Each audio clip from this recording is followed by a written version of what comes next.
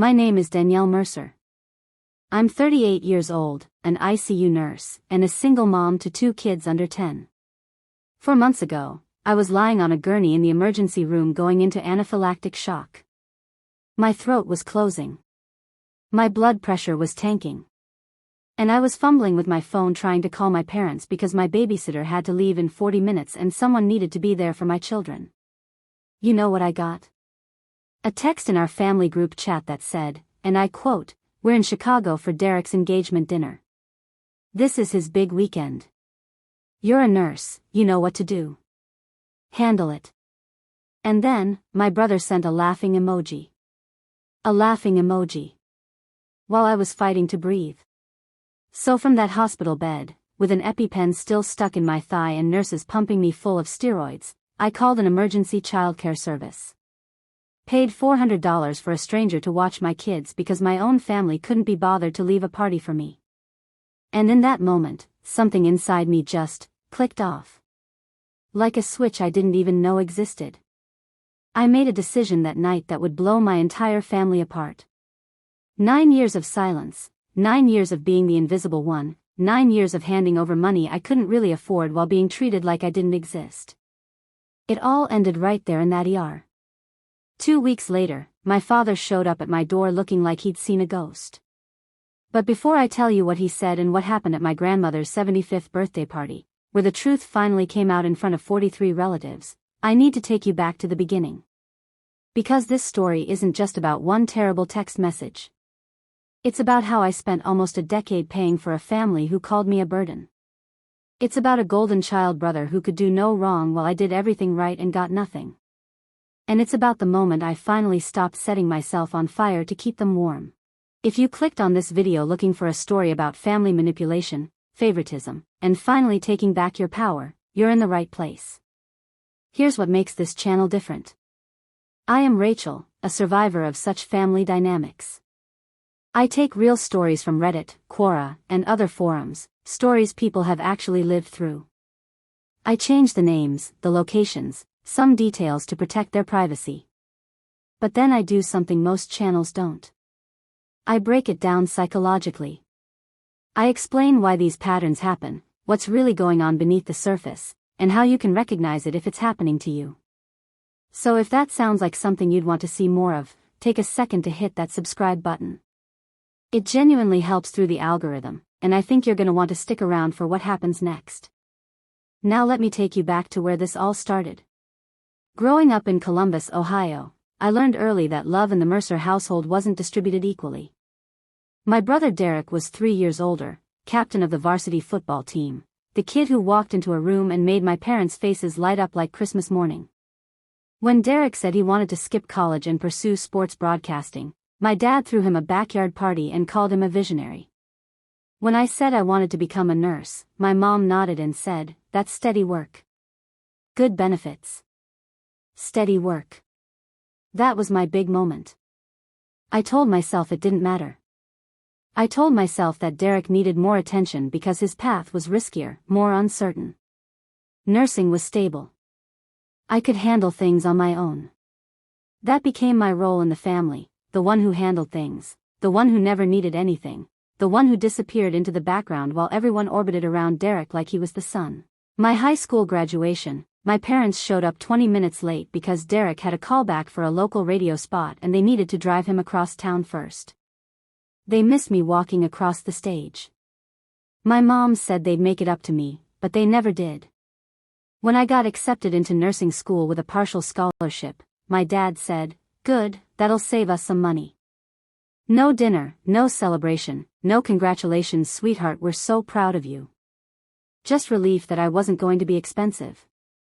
Meanwhile, Derek's college graduation 2 years earlier had been a 3-day event. They rented a lake house, invited 30 people, and my dad gave a toast that made my mom cry about how Derek was destined for greatness. I remember sitting at that table thinking maybe when it's my turn, maybe then they'll see me too. They didn't. The thing about being the invisible child is that you start to believe you deserve it. You internalize this idea that you're just not as special, not as worthy of attention or love or celebration. You become addicted to proving yourself, to being useful, to being so reliable and so low maintenance that maybe one day they'll notice how good you've been and finally give you what they give so freely to the other one. That day never comes. But you keep waiting anyway. By the time I finished nursing school, I had perfected the art of needing nothing. I paid for my own scrubs, my own textbooks, my own apartment deposit. I worked double shifts to cover tuition gaps my scholarship didn't reach. And when I walked across that stage with my nursing pin, my parents were there on time, but only because Derek was out of town and they had nothing better to do. My mom spent half the ceremony texting, and my dad asked if we could skip the reception because he was tired. I didn't complain. I never complained. That wasn't my role. The money thing started 6 months after I got my first real nursing job. I was 26, working at a hospital in Cleveland, finally feeling like I had solid ground under my feet. Then my dad called. He used this voice I'd never heard before, tight and embarrassed, like the words were being pulled out of him with pliers. "Danielle, we're in a tight spot this month. I got laid off last week and the mortgage is due. Could you help us out just this once? We'll pay you back." I transferred $1,500 that night without hesitation. They were my parents. Of course I would help. But just this once turned into every month. The mortgage became a regular thing, $1,500 on the first like clockwork. Then my mom needed surgery and their insurance had lapsed, so I covered that too, almost $9,000 over 3 months. Then Derek's sports bar investment went belly up and he needed help getting back on his feet, so my parents asked me to contribute to that because family helps family, Danielle. I started keeping a spreadsheet. I don't know why exactly. Maybe some part of me needed to see it in black and white, needed proof that I wasn't imagining how much I was giving. Every transfer, every date, every amount, all logged in a file on my laptop that I never showed anyone. By year 3, I was paying their car insurance too. By year 5, I was covering property taxes when they came up short. By year 7, I had quietly become the financial backbone of a family that still treated me like an afterthought. The crazy part? They never once said thank you. Not once in 9 years. My mom would text me when a payment was due like she was reminding me to pick up milk. "Mortgage is coming up," she'd write. Not please, not we appreciate it, just a reminder that I had a job to do. And I did it. Every single time.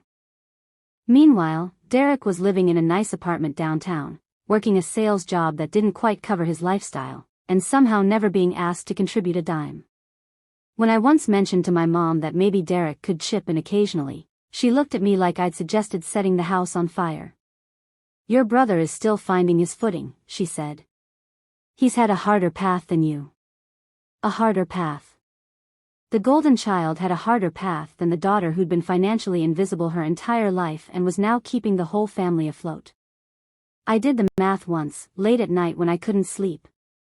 9 years. Over $300,000.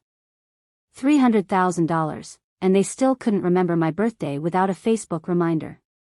$300,000, and I still wasn't invited to family dinners unless they needed something. $300,000, and I was still just steady, reliable, handle-it-herself Danielle. I told myself I was being a good daughter. I told myself this was what family did. But somewhere deep down, in a place I didn't like to visit, I knew the truth. I wasn't being generous. I was buying love that should have been free. And no matter how much I spent, the receipt never came. I met Ryan when I was 29. He was charming and attentive, and for the first time in my life, someone seemed to actually see me. We got married fast, maybe too fast, and had 2 kids back to back, Ethan and Mia. For a few years, I thought I'd finally built something that was mine, a family where I wasn't invisible.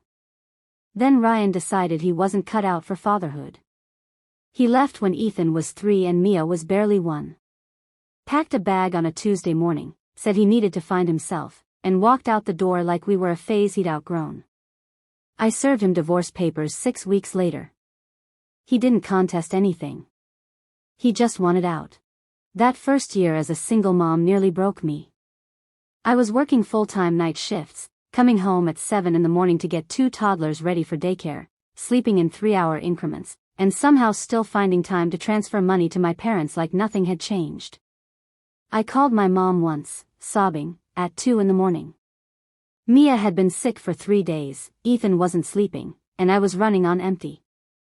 I asked if she could come stay with me for a week, just 1 week, to help me get back on my feet. She sighed like I'd asked her to donate a kidney. "Danielle, you know I would, but your father and I are helping Derek move into his new place this weekend. He's finally getting a fresh start and he really needs the support right now." Derek's fresh start. His 4th fresh start in 6 years. I hung up the phone and sat on my bathroom floor crying until the sun came up. Then I washed my face, made breakfast for my kids, and went back to being the daughter who handled things. They didn't come when I was drowning in single motherhood. They didn't come for the kids' birthdays. They didn't come when Ethan had an asthma attack and spent 2 nights in the hospital. But when Derek got engaged to his girlfriend Madison, they flew to Chicago 3 times in 2 months to help with planning. When Derek needed a down payment assist for a condo, suddenly my parents found money I didn't know they had, money that definitely didn't come from me. The favoritism wasn't even hidden anymore. It was just the way things were, the natural order of the Mercer family universe. Derek was the sun. I was a distant moon, visible only when I was useful, otherwise just cold and dark and far away. I should have stopped the money then. I should have drawn a line. But I was so tired and so deep in the pattern that I couldn't see a way out. So I just kept paying, kept showing up, kept waiting for a love that was never going to come. The day everything changed started like any other shift. It was a Thursday in October, and I was working the ICU at Cleveland General. 11 hours into a 12-hour shift, running on coffee and adrenaline like usual. One of the other nurses had brought in homemade cookies, some kind of almond biscotti, and I grabbed one without thinking. I knew I had a mild nut allergy, but I'd never had a serious reaction before. I figured I'd be fine. I wasn't fine. 20 minutes later, my throat started to tighten. My lips went numb. I broke out in hives so fast it looked like someone had poured hot water on my skin. By the time my coworker Priya noticed something was wrong, I couldn't breathe properly.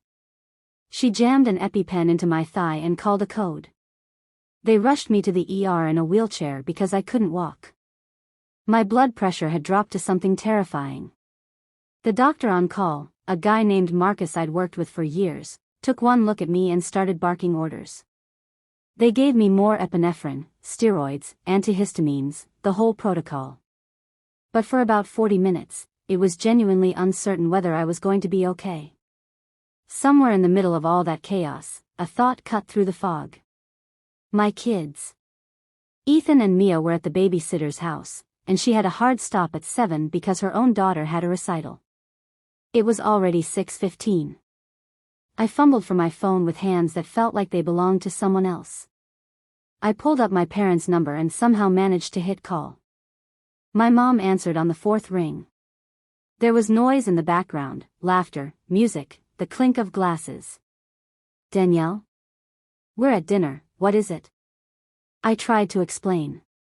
The words came out garbled because my tongue was still swollen and I was crying and machines were beeping everywhere. But I got the important parts out.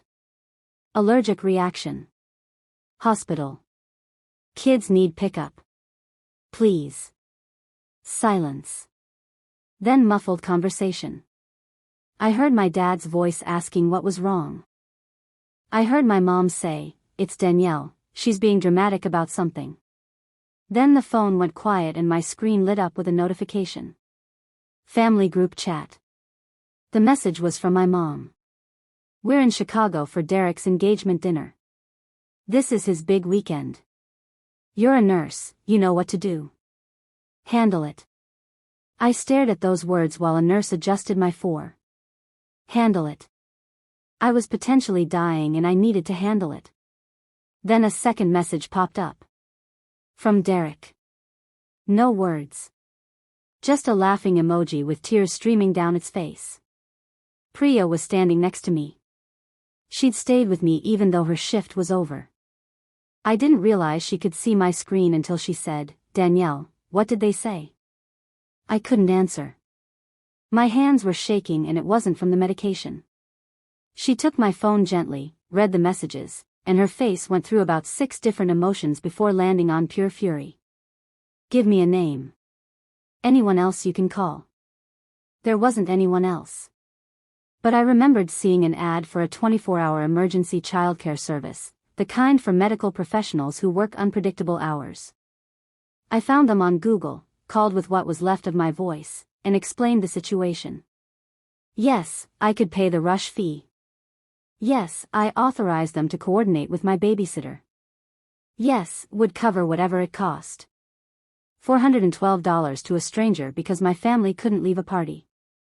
Priya asked me one more thing before the sedative started pulling me under. "Those messages. Can I screenshot them?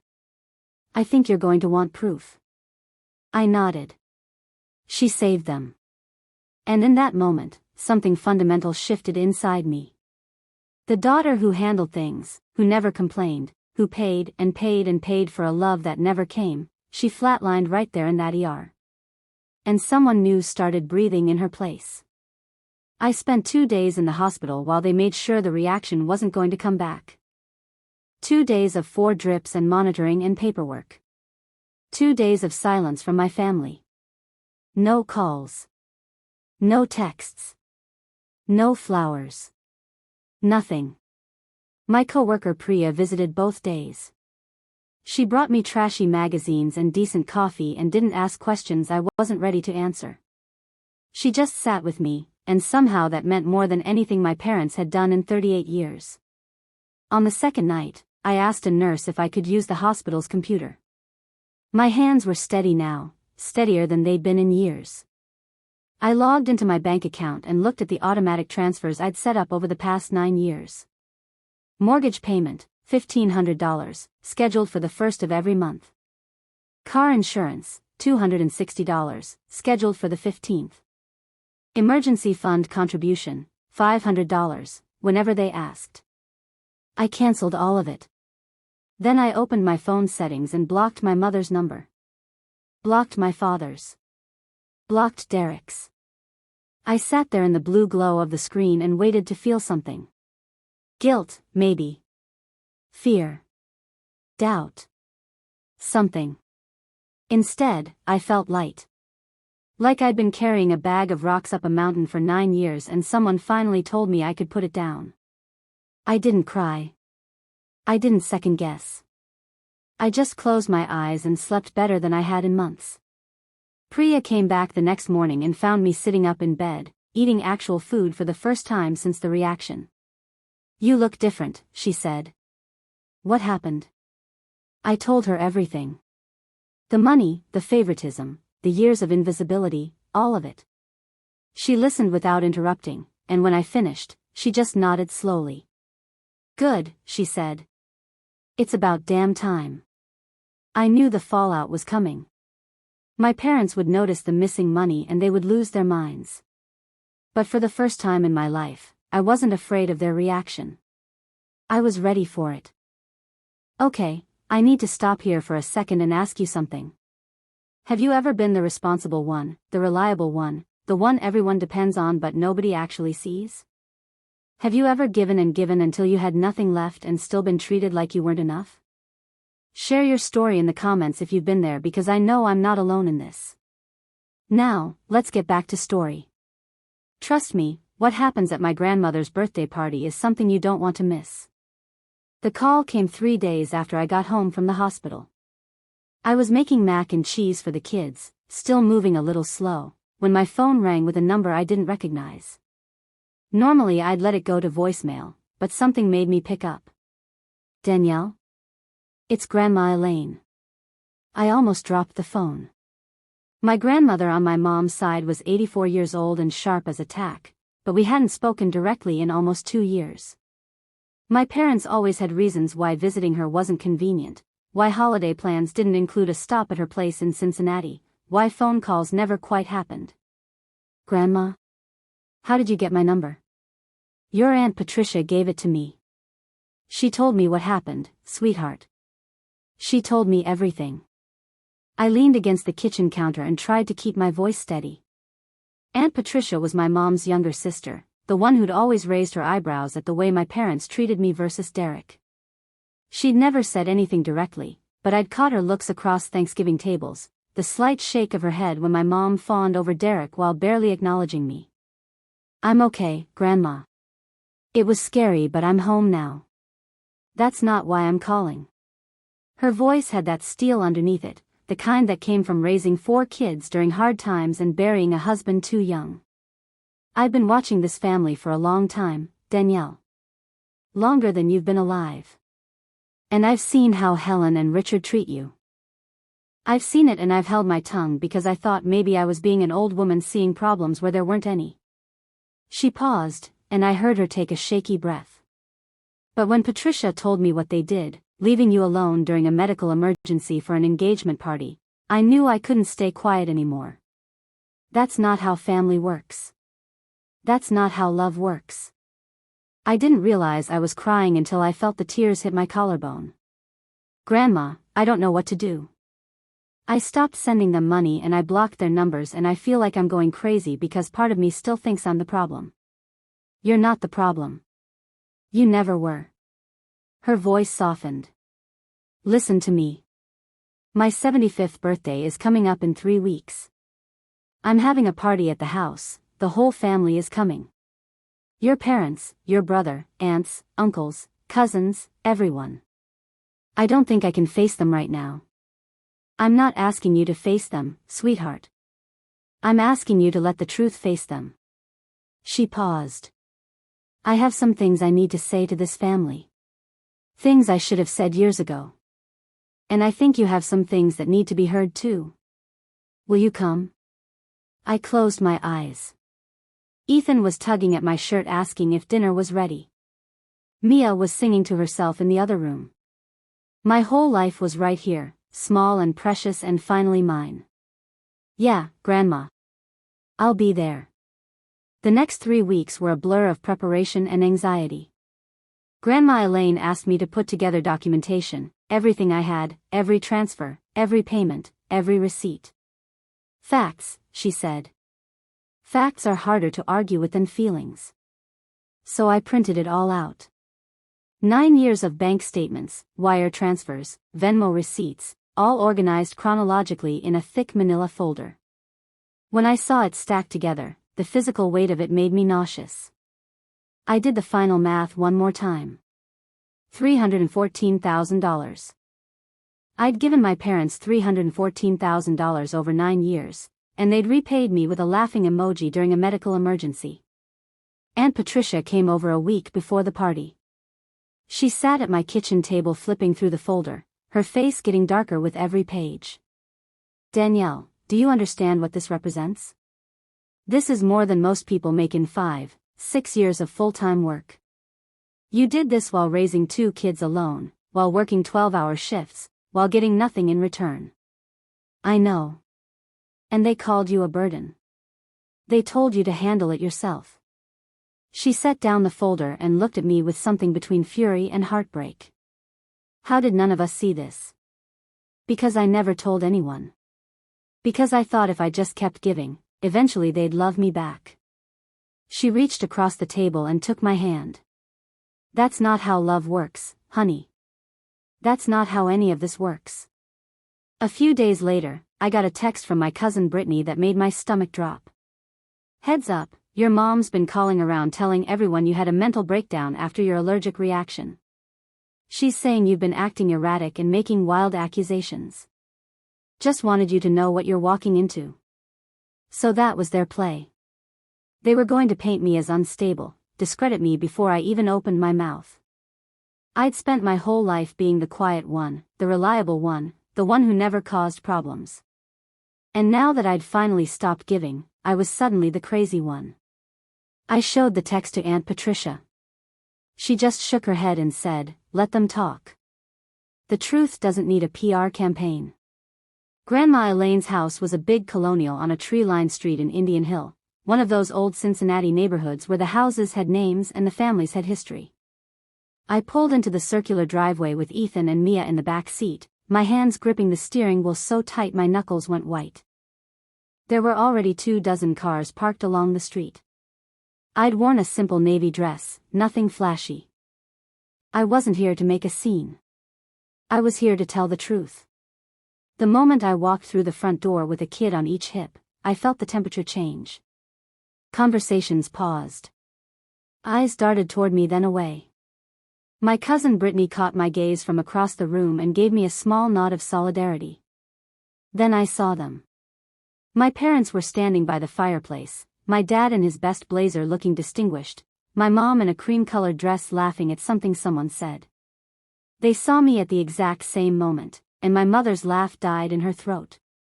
For a long second, nobody moved. Then Derek appeared. My brother walked over with his fiancée Madison on his arm, looking like he'd stepped out of a catalog. His smile was wide but his eyes were cold.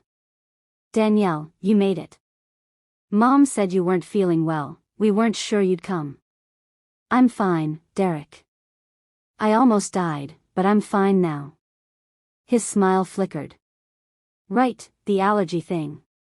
Mom mentioned it was pretty minor, just a little scare." "A little scare." I shifted Mia to my other hip. I went into anaphylactic shock. I was in the hospital for 2 days. Madison patted my arm with practiced sympathy. "Well, you look great now. That's what matters." They drifted away before I could respond, and I felt the first wave of what was coming. This was the narrative they'd built. Danielle was being dramatic. Danielle was exaggerating. Danielle had a minor reaction and turned it into a whole thing because she wanted attention. My mom approached next, dabbing at her eyes with a handkerchief that I'm pretty sure was just a prop. "Sweetheart, we've been so worried about you. You haven't returned any of our calls." "I blocked your numbers, Mom." She flinched like I'd slapped her, then recovered with a wounded expression that was definitely for the benefit of the cousins watching nearby. "I don't understand why you're being so hostile. We're your family. Whatever misunderstanding happened, we can work through it." Misunderstanding. The word tasted like ash in my mouth. "Is that what we're calling it?" "Danielle, please." My father stepped in, his voice low and controlled. "This isn't the place. Your grandmother's birthday isn't the time for whatever this is." I looked at him, really looked at him, and felt absolutely nothing. "You're right, Dad. It's not the time. Not yet. Before I tell you what happened next, I need to explain something. I need to explain what was actually happening in my family because for 38 years I couldn't see it. I was too deep inside of it to understand the patterns that were shaping my entire life. What I grew up in, what I spent nearly 4 decades surviving, is something psychologists call a narcissistic family system. In these families, there's usually a golden child who can do no wrong and a scapegoat who can do nothing right. The golden child gets the praise, the resources, the attention. The scapegoat gets the blame, the criticism, and the emotional leftovers. I was the scapegoat. Derek was the golden child.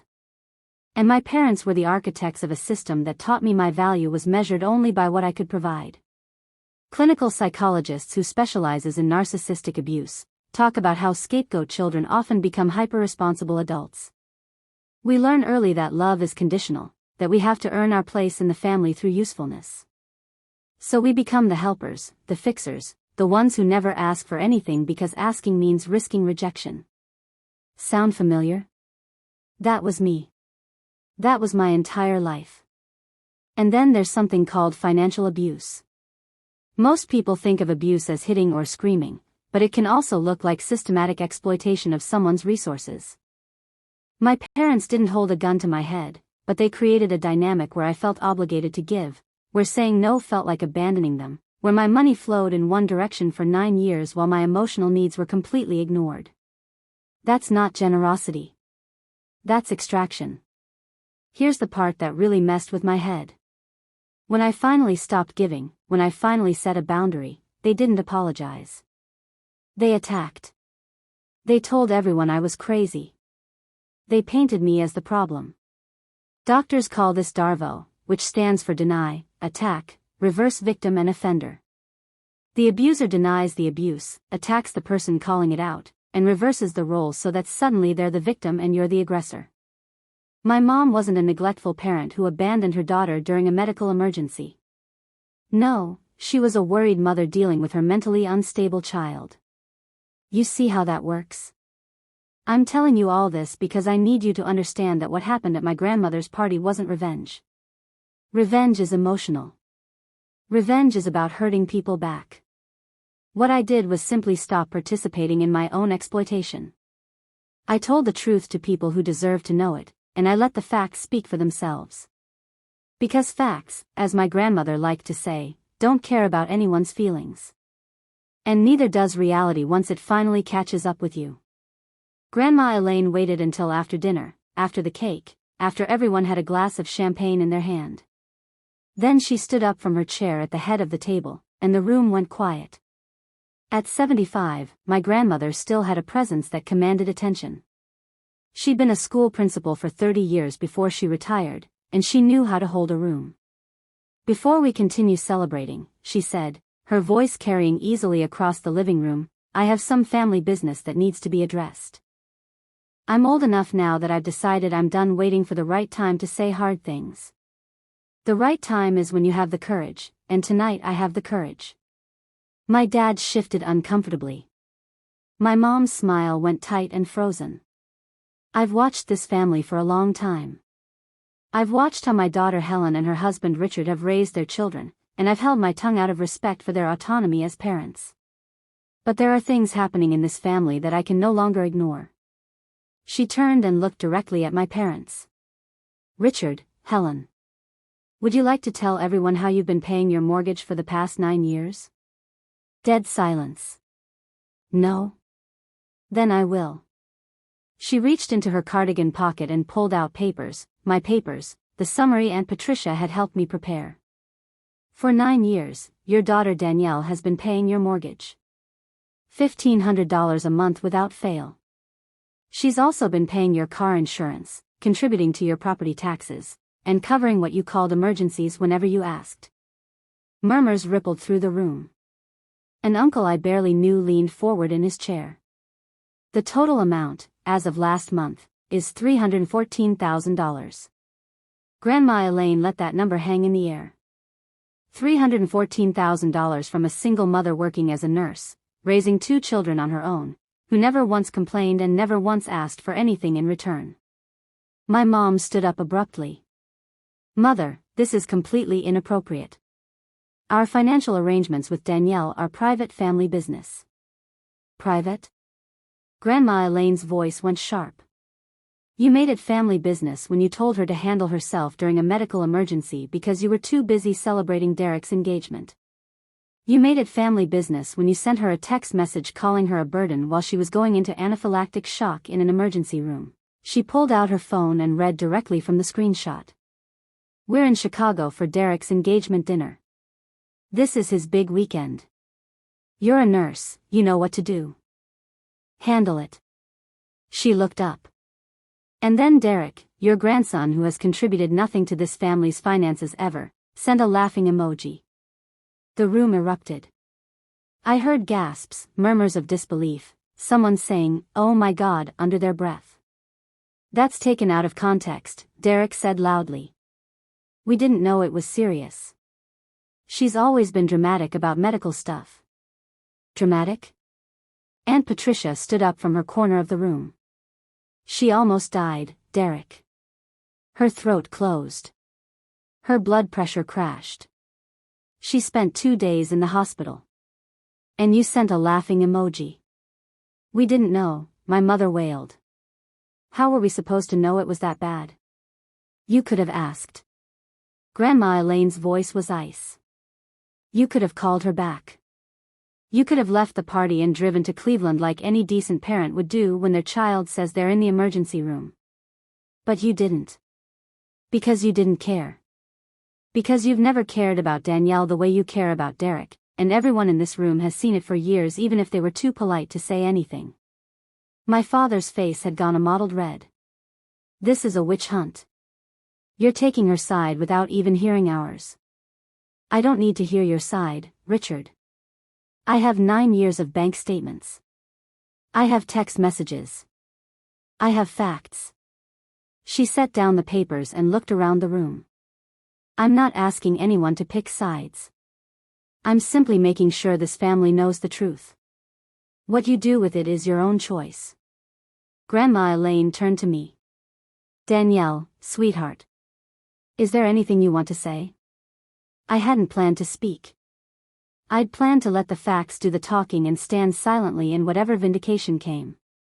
But looking around that room, at my sobbing mother, my furious father, my shell-shocked brother, at cousins and aunts and uncles who were seeing my family clearly for the first time, I realized I had something to say after all. I handed Mia to Aunt Patricia and stepped forward. I didn't come here for revenge. My voice was steadier than I expected it to be.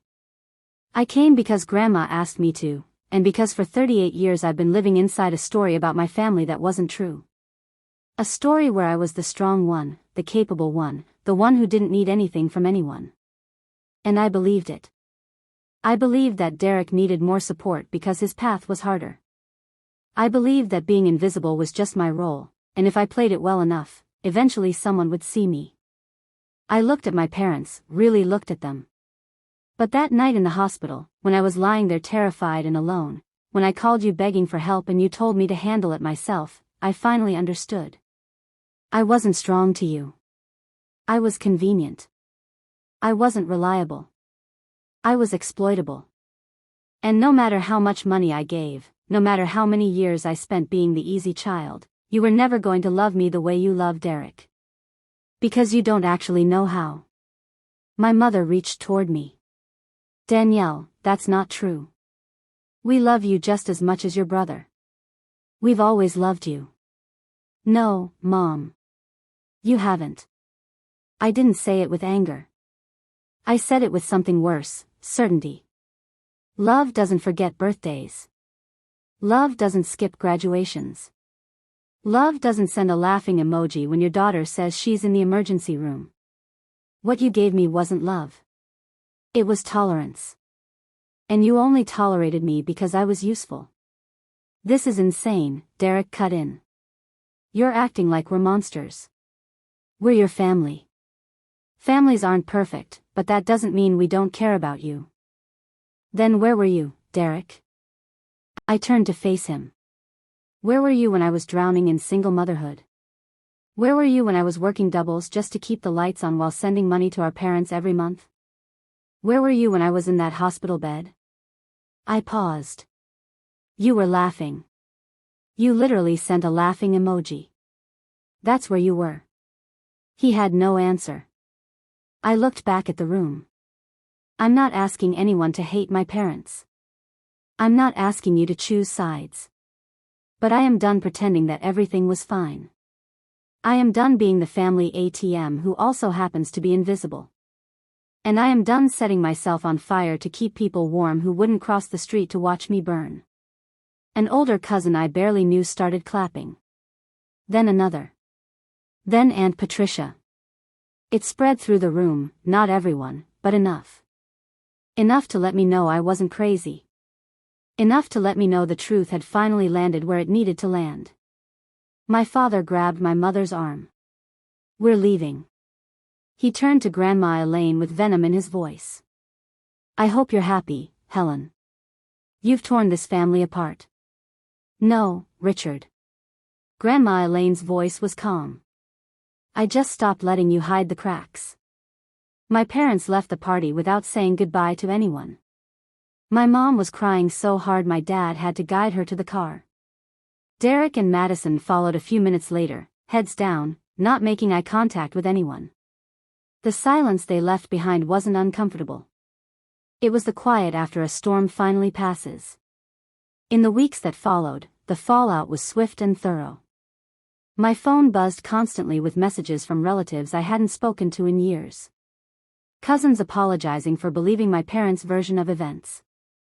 Aunts and uncles who'd always sensed something was off but never had proof. I always thought you were the difficult one, my cousin Brittany texted. Your mom made it sound like you pulled away for no reason. I'm so sorry I believed her. The family group chat, the same one where I'd received that devastating message, went silent for 3 days. Then someone deleted it entirely. More significantly, my parents found themselves quietly uninvited from things. When my cousin Marcus had his 40th birthday the next month, they weren't on the guest list. When Aunt Patricia hosted Thanksgiving, their names weren't included. Nobody made an announcement. Nobody declared sides.